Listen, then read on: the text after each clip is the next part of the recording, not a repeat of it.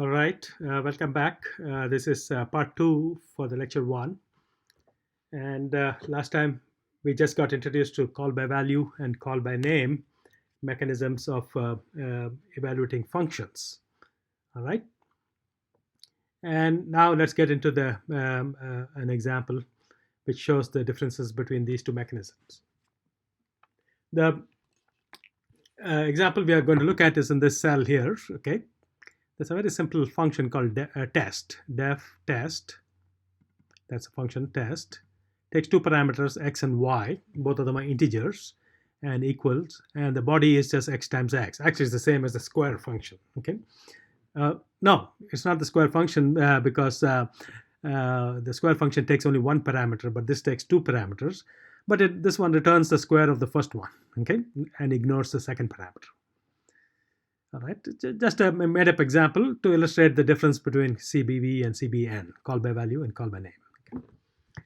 All right, so now if I do run this cell, it says that the function was defined. Okay, and now we're going to look at four different. Let's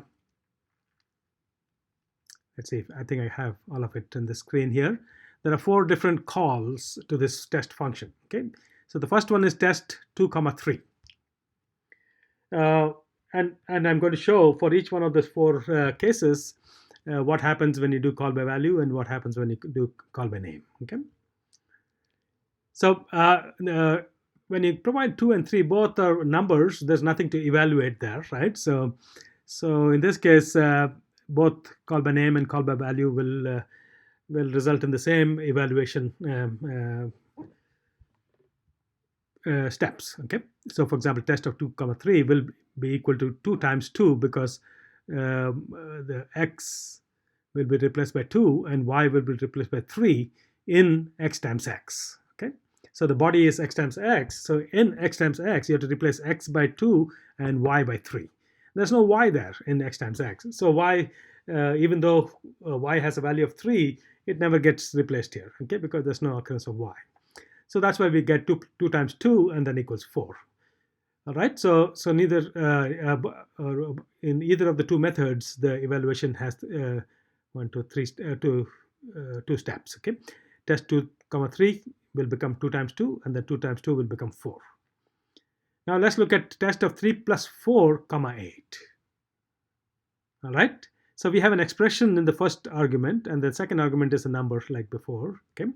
So now call by name and call by value will differ, right? So if you look at the call by name, test 3 plus, excuse me, let's do call by value first. Okay, if you look at call by value, test 3 plus 4, 8 will, you have to calculate 3 plus 4 first, right? Because that's what call by value means. You have to evaluate 3 plus 4 first, and that becomes 7. So this test 3 plus 4, 8 will become test 7, 8.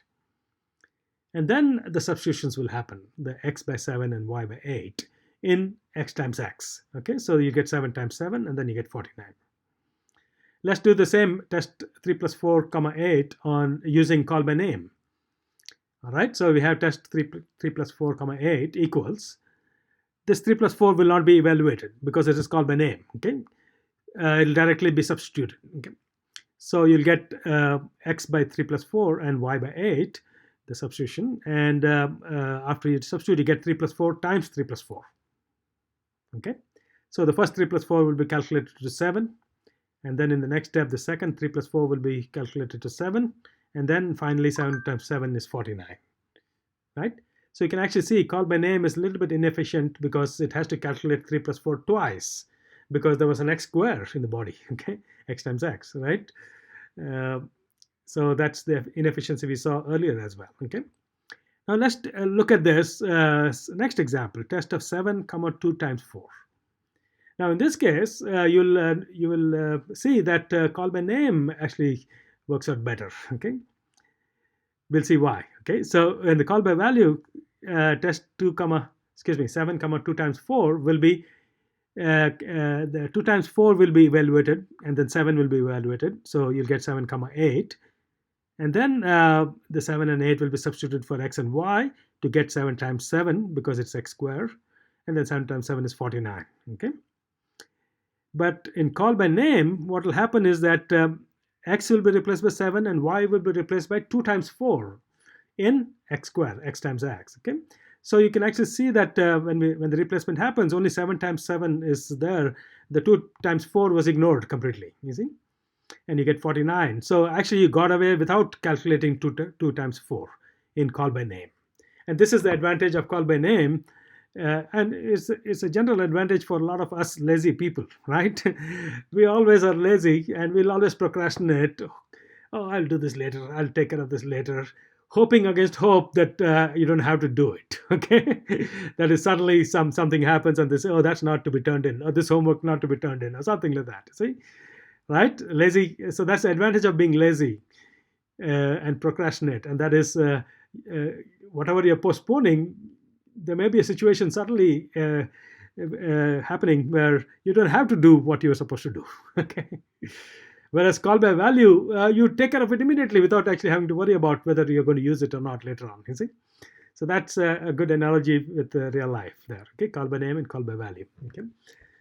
Anyway, that's what happens. And in the last example, in which you have both expressions, 3 plus 4 and 2 times 8, you can try both out, write it out. I think by now you've understood the difference and the implications of call by value and call by name. All right. That's a good example, I think so, which illustrates what goes on behind the scenes. Okay. Now let's get to the Scala's evaluation strategy. I already mentioned earlier, Scala normally uses call by value. Okay. Normally means by default. Okay. But if you do want call by name in certain situations as a programmer, you can invoke that, and that's done by putting colon, not colon, equal greater than sign. Okay, before the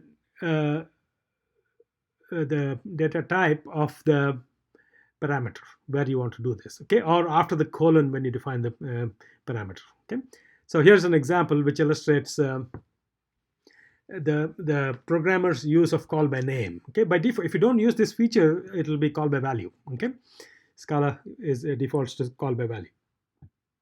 So here's a small function. This also sort of looks like the test in the sense that it's called constant one. Okay, and it takes 2 parameters, x and y. Both of them are integer types. Okay, very much like the test one. Okay, both of these are integer types, x and y. Only that we have put the equal greater sign, this sign here, equal greater sign, just after the colon for the y. Okay, indicating to Scala that I want the programmer wants Scala to employ call by name mechanism on y. Okay, but not on x. Okay, now if you wanted call by name on x, you had to say colon equal to after the x colon. Okay, excuse me, equal to greater than that, this particular symbol after the colon after the x. Okay, but by just putting it next to y, we are indicating that we want Scala to use the normal call by value on x, but use the call by name on y. Okay, got it? So that's how the programmer can affect a different mechanism of evaluation. Okay. This function body is just 1, the value 1. Okay, so it returns 1 no matter what. Okay, no matter what you call, however you call it, it'll always return 1. Okay, so that's why it's called constant 1. Okay, now let's look at some couple of calls to this. Okay, in the calls we are using that loop function. Okay, remember that loop function we wrote? That's an infinite loop function, def loop colon int equals loop. Okay, it's a very silly but very interesting to in theory to illustrate many concepts. Okay, so that function we're going to use here. Okay, so when I call constant 1 with 1 plus 2 comma loop, okay, what will be the values? Okay, now loop goes in place of the second argument, correct? And luckily the second argument is protected against immediate evaluation using the because we use call by name. So by putting loop in the second argument, we are sort of delaying calculating loop, right, until it's necessary. Okay, right? So that's why this call will actually succeed. So constant 1 plus 2 comma loop will become constant 1 3 comma loop, right? 1 plus 2 will be calculated ahead of time because that one is called by value. Loop is called by name, so it won't be calculated ahead of time. Okay, So this will become loop 3 comma loop, and then when x is replaced by 3 and y is replaced by loop in the substitutions, 1 will remain 1, and then this becomes 1. Okay. So this call of 1 plus 2 comma loop succeeds and returns 1. Okay. Now if I turn it around and put loop in the first argument and 1 plus 2 in the second argument, this one gets stuck in an infinite loop. Why? Because 1 plus 2 is a call by name, so it will not be calculated. It will remain as 1 plus 2. But loop will be calculated because loop is a call by value. So when you calculate loop, its value will be loop. So that will be substituted, not substituted, actually it will be calculated loop. Now loop again will be calculated and it will become loop again. So this is the evaluation of loop never stops. We already saw that, right?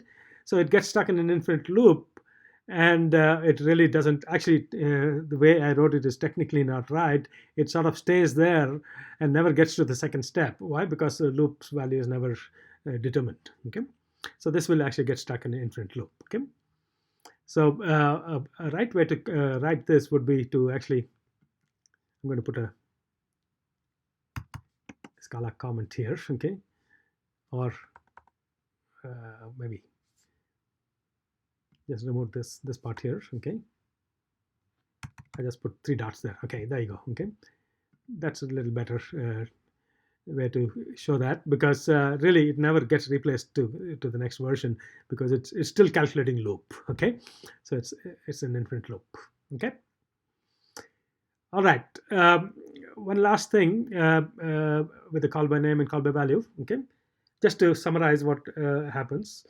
As long as both methods terminate, the end result is the same. I think we mentioned that. Okay, what if the termination is not guaranteed? Can you make some statements? Okay, and here's the statement which is valid. If CBV, that is a call by value, terminates, then CBN will also terminate on the same argument. Okay, not vice versa. If call by name terminates, doesn't mean call by value will terminate. Okay, and we just saw that example, and actually the same example is repeated here. First, this is the same as constant 1, but it just returns the first argument. Okay, second argument is ignored. Okay, so if I put loop in the second argument, first 1 comma loop, then the call by value, this will keep on looping, right? Call by value, whereas call by name, this will terminate because the second argument is never used, so the answer will terminate and get you 1. Okay, so CBV termination implies CBN termination, not vice versa. CBN termination does not necessarily mean CBV terminates. Okay, so that's just on termination. That's a relationship between CBV and CBN. Anyway, not very critical. Hopefully we are not writing code which has infinite loops in them. So as long as you don't have infinite loops, I think this most recent topic, the last 5 minutes, is not that critical, although it's important to know, but hopefully you'll not be writing infinite loops in your code. Okay. All right, now we come to the difference between val, var, and def. Remember we talked about this a while ago. Val, var, and vef. These are 3 different ways to define variables or even functions. Okay, and also you'll notice that the CBV and CBN have some implications in how these are defined. Okay, so let's look at this next small set of actually just a tiny bit of information here. First statement is val and var. When you define variables using, or even functions you can define using val and var, but not a good idea. Usually functions are defined using def. Okay, so val and var use CBV semantics by default. Okay, that is, expression will be calculated first and then assigned to the variable. Okay, and we know the difference between val and var. Val defines a fixed value, whereas var defines a variable which can be modified. Okay, so here's 4 or 5 statements in Scala, and let's see whether we quickly understand this.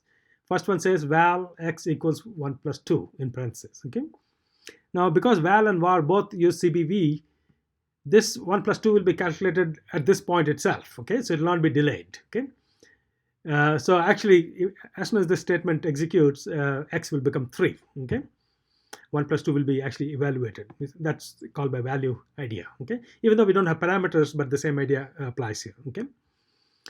Only thing is that because we said val, x cannot be changed. Okay, so down here you can see x is assigned 9 will be an error. Okay, that won't be right. You cannot change the value. Val y equals 3, that's just another variable. Var z equals 2 times y, that's fine. Now var again, this var again, oops, I did that again. The double click, okay, what happened here? Yeah, here we go. This var z will define a variable. Okay, again var is a call by value. So 2 times y, so y is 3 before, so 2 times 3 is 6. So 6 will be calculated immediately, okay, not delayed. Okay, if you said def z equals that, then the 2 times 3 will be delayed. Okay, but we don't say def on variables usually. So var z equals 2 times 3. So at this point you'll actually get 6 for z. Okay, x equals 9 is not allowed because x was a val. Okay, z equals 12 will be allowed. We can change the value of z because it's a var. Okay, excuse me. Anyway, so that's what happens with val and var. Okay, val and var both use CBV, and the difference is that val fixed value, var is can be modified. Okay, now def is a third way to define variables or functions or whatever. Def uses CBN semantics by default. Okay, def is the only, because you're defining, you're not going to use it immediately. That's why it uses the CBN. Okay, and that is the expression is evaluated when needed. Okay. And that's why for function def is used, okay? Because when you define a function, you're not going to use it, right? Even in Java or C or C++ or any other language you learned or Python, when you define a function, you're not going to use it, correct? So why do you want to go calculate its value ahead of time when you may never use it? So that will be a waste of time, right? So that's why the def goes naturally with CBN, the call by name, okay? All right, so now let's show you def when it is used for variables. Okay, normally you use def with functions, but def can be used with variables as well. So def x equals 1 plus 2. Okay, so at this point x is not evaluated to 3. Why? Because we use def in front of it. Okay, so x will still be 1 plus 2 as a string or whatever, internally something 1 plus 2, the expression. Okay, then when you say val y equals 2 times x, at this point since y is val, it's 2 times x will be calculated. So then it will be 2 times 1 plus 2. Okay, and then the 1 plus 2 will come 3, and then the 2 times 3 will be 6. Okay, so it takes all the calculation happens here when you say 2 times x. Okay, val y equals 2 times x. Okay, and like I make a comment here, normally we use def for function definitions. Okay, because function definitions are definitions which don't have to be calculated immediately. We have to calculate it only when we use it or when we call it, right?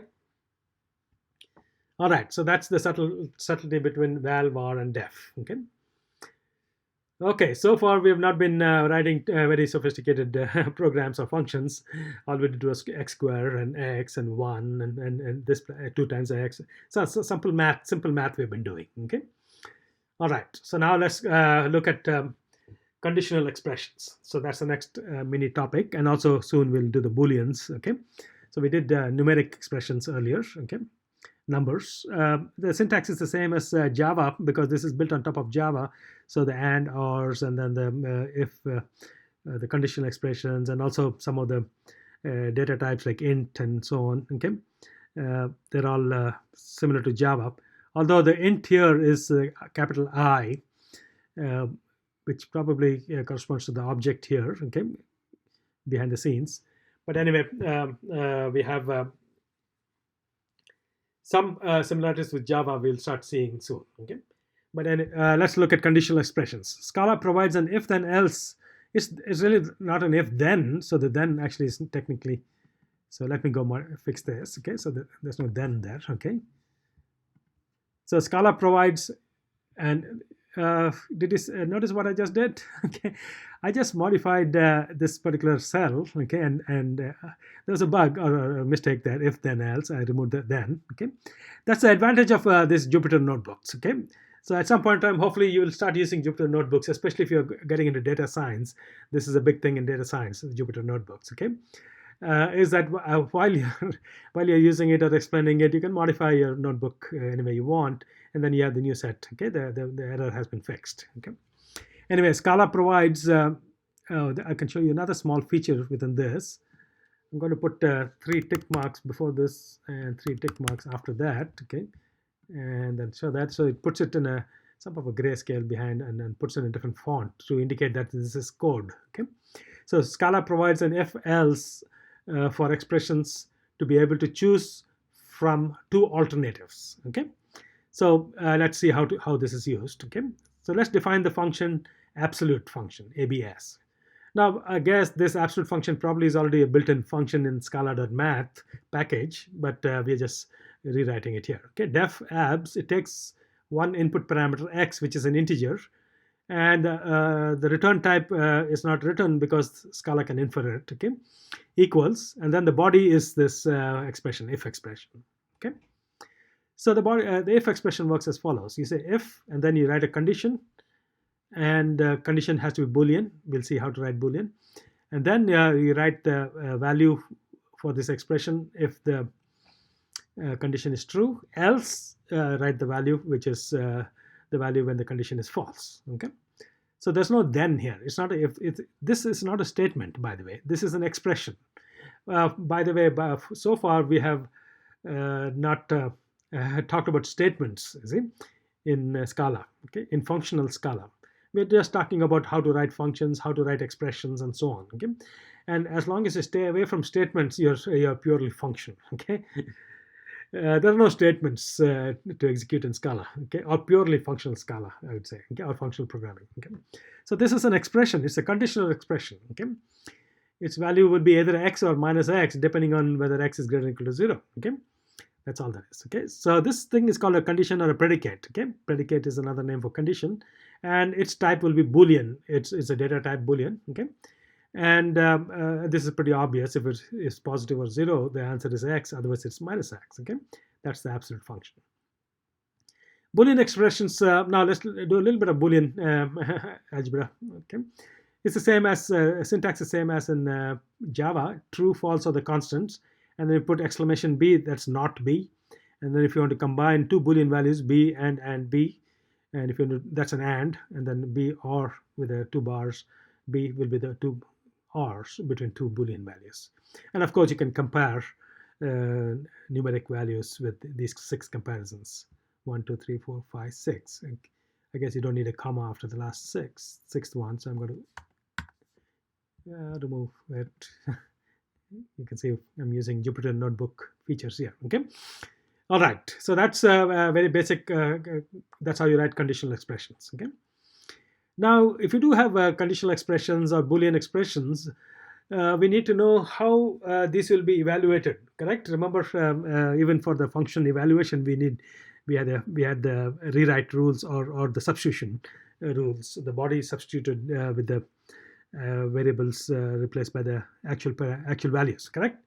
So maybe we need to understand, and these are pretty basic. So let's quickly look at the rewrite rules. So if you had an expression not true, then this can be rewritten as false. Okay, and not false can be rewritten as true. So this arrow here means you can rewrite, or Scala can rewrite, not you. Okay, but Scala can take an expression which looks like this and rewrite it with that. Okay, without changing the meaning. That is. Okay, and true and E will be the same as E. You know that true has no effect when you do an and with an expression. That'll be whatever the E value is. Okay. And same, this is all basic 2510, CSC 2510 information. False and E will be false, right? As soon as you do false with and something, the answer is false. Okay. And similarly for true, we have these 2 rules. Okay. And also both these and or use short circuit evaluation. That is, the second operand is evaluated only when needed. Okay, like in some of these like true or E, the E cannot or need not be evaluated. Right? True, the value is true by itself. Okay. Also, if you had an expression if B, then E1. Oh, sorry, this I started with then, but there's no then here. Okay. So if you had an expression if B, E1, else E2. Okay. Suppose you had an expression like that. Then how do you rewrite this? Okay, how does Scala rewrite this? Now, obviously, it'll have to calculate the value of b, and if that value of b happens to be true, then this expression will be rewritten to e1, right? And if the b value is calculated false, then the rewrite rule tells that you must rewrite it with e2. That is, its value becomes e2. Okay, so this again is pretty obvious. Okay, so using these rewrite rules, Scala will internally evaluate. Okay. All right, one last thing before we actually go to the next topic or within this, and that is we want to uh, just write and or functions. Okay, just this is just for fun. Okay, I don't think this is very revealing of anything. Okay, so we want to write a function and which takes two parameters x and y, both of them are boolean. Okay, and it returns as a boolean. Okay, the return value is a boolean, and the answer should be the and of x and y. Okay, so what will be the body of this? Okay, so obviously we'll do short circuit evaluation. We'll check for x first. If x is true, then the answer is y, correct? Because in the and, if the first argument is true, then you must go and check the second argument. But if x is false, the answer is false, correct? So that's the code for the and function, and similarly for the or function we have here. Okay, and then you can actually call the functions here. So in this particular cell, I have defined two functions and then two calls. And when I run this, you see the two functions are defined, and then the answers are false and false, because and of true comma false is false, and or of false comma false is false. Okay. All right, so we got about 7 or 8 minutes, and let's see whether we can wrap up this last topic here. Okay, or actually there are two more small things here. But anyway, my goal is to stop the video after about 32 few minutes. Okay, so let's now try to write a program. Okay, a real program in Scala. Okay, so far we have just been playing around and learning some basic concepts. Okay, I don't know if you learned this method a long time back in high school, maybe not, maybe in college, maybe not. Okay, but at least when I was in high school, this method was taught how to calculate square root. Okay. Of numbers without using a calculator. Okay, and anyway, this method is not new. It was invented by Newton. Okay, so many hundred years back. Okay, so the method. Let's understand the method first, and then we'll look at the code. Okay, so we want to calculate square root of x. Okay, x is the parameter. So we really want to write a function square root of x. Okay. Now the method works as follows. Newton figured out a method. So what you do is you take initial estimate. Okay, the initial estimate can be anything. Okay, we're calling it y. Okay, y is the estimate, or y would become the final answer. When you're happy with the estimate, it becomes the answer. Okay, and we started 1 in this case. It doesn't have to start at 1, but it could be anywhere. Okay, it could be any number, and still this method would work. Okay, and then what you do is you improve the estimate. Improve means you make this y better. Better means closer to square. Now y is going to become the square root of x. Okay, so y will get closer. Y, as we change y becomes gets closer to square root of x. Okay, so what you do is you improve the estimate. Improve means change it so that it gets closer to the answer. Okay, by taking the mean of y and x by y. Okay, now these are not magical expressions. When you write y and x divided by y and put an equal between them, y equals x by y, and then you move the y to the one side, then you'll see that it is y squared equals x. Okay, and that's really what you're interested in. You're interested in a y whose square is the x, correct? And that's what square root of x is. Okay. Anyway, this is Newton figured it out that if you take the average of these two numbers, y and x over y, x is the number for which you want to calculate the square root, and y is your initial estimate. Okay, and y will become the final answer as well eventually. Okay, so you take the average of these two, and that becomes the new y. Okay. All right, and then you keep doing this and calculate a new y again and again and again and again until you get a value which is very close to x, very close to square root of x. Okay, so let's illustrate this with the x equals 2. Okay, so here's a small table which is going through the iterations. Okay, so the first column here is the y. Okay, maybe I should go back here and put y there. Okay. By the way, I'm using something called Markdown MD syntax. Okay. You guys need to get used to, or maybe at some point in time you should learn MD Markdown. It's almost like, not almost, it's somewhat similar to HTML, but it's a Markdown language for this kind of notebooks and few other places it's used. Okay. Anyway, so this is the y. Okay. And the quotient is x by y. Okay. So I'm going to x by y. And mean is the average of the two. Okay. Y plus x divided by y divided by 2. Okay. Yeah. So I put the formulas here. Okay. So you can see how nice and easy it is to modify my slides as we go along. Okay.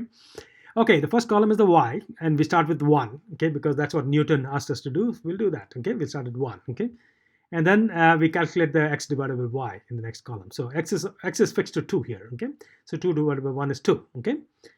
And then you check whether, not yet, I mean later on, I think as we go along, okay. So we'll actually try to figure out whether the difference between y and x over y is getting closer to each other or not. Okay. Anyway, so you've got 2 here, and then the mean of y and x over y. Okay, that's what Newton asked us to do. Y plus x over y divided by 2. Okay, and that's 1 plus 2 divided by 2 is 1.5. Okay, so now the 1.5 will become the new estimate. Okay, the y will change to 1.5. Okay, this value. So that right value is copied and put here. Okay. And you keep repeating this. Okay. Then what you do is you calculate x over y again. So it will be 2 over 1.5, which will be 1.333. Okay. Then you calculate the mean of 1.5 and 1.33, which will be 1.4167. And then you copy that value here as the new value of y, and keep doing this. Okay. Until you want to stop when y and x over y have become very close to each other. Okay. So you'll keep some tolerance like 0.000001, and then you'll subtract y and you'll subtract the first column value from the second column value, or the other way around. Okay, and or take the absolute value of the difference. And if that difference has become very small, then you stop and say that's my square root. Okay, got it? So let's take this method and write a code. Okay. We're going to do it in 3 takes. Take 1, take 2, take 3. So this is the first take 1. Okay. Take 1 solution.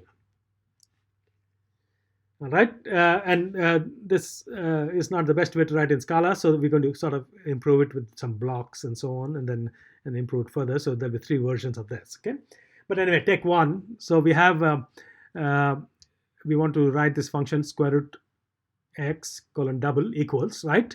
So that's what we want to do. So we call a helper function called square root iterator. So that's my helper function. Okay. And I provide the first argument in this, first parameter is the guess, initial guess, which is 1.0. And this is the actual value for which you're calculating the square root. Okay. So the second argument will not change. This x will not change, but the y, this first argument is y, and that will keep on changing. Okay. So there's no y variable here, but it comes in as the first parameter in the square root iterator. Okay. So now we are looking at this guy here, this function. So this function takes a guess, which is the y. Okay. So this guess, it might have been better to call it y rather than guess to be consistent with the example, but let's just leave it at guess. Okay. Okay, I got 2 minutes or so to stop this. Okay, so let's quickly look at this code and stop, and then we'll come back in the next module. Okay, so we have guess, which is the value of y, and x is the double. Okay, those are the 2 parameters into this, and the return value is double, which is the new guess. Okay, which is the new value of y. Okay, and first we check. We want to stop this loop, or not. It's actually not looping, but it's recursive. Okay, technically loop, but we'll soon see there's something called tail recursion, which is the same as loop. Okay, so so first we want to check whether the guess is good enough. Okay, is it time to stop or not? Okay, and we write a function called good enough, which takes guess and x as the parameters, and we will maybe we can quickly look at it. Okay, and what it does is that it looks at guess, which is the new value of y, and it's not, and then squares it. Okay, so y square. Okay, so guess times guess is y square, and subtract x from it. Okay, and if y square and x, now by the way, y square and x must be the same, correct? Because y is supposed to be the square root of x. So y square and x, if the two are very close to each other and you take the absolute value, and in this case my tolerance is 0.001, but we could have made it even smaller. Okay, if it's less than that, then it's time to stop, right? Because we got close to the answer. So this expression here is a Boolean value. Can you see that? It's a less than 0.001, so it will be true or false, correct? So is good enough will be true if the guess square has come very close to x, and it is less than this tolerance. Okay, that means we can stop. Otherwise, it will be false, right? Then it won't stop. Okay, so coming back to this iterator, is good enough guess comma x. If it's good enough, then we can stop and return the answer as guess, right? Because guess is the answer and we return. Else, we recursively call square iterator. You see, we call this itself. Okay, it's a recursive call, and we keep x the same, but we want to calculate the new value of guess, right?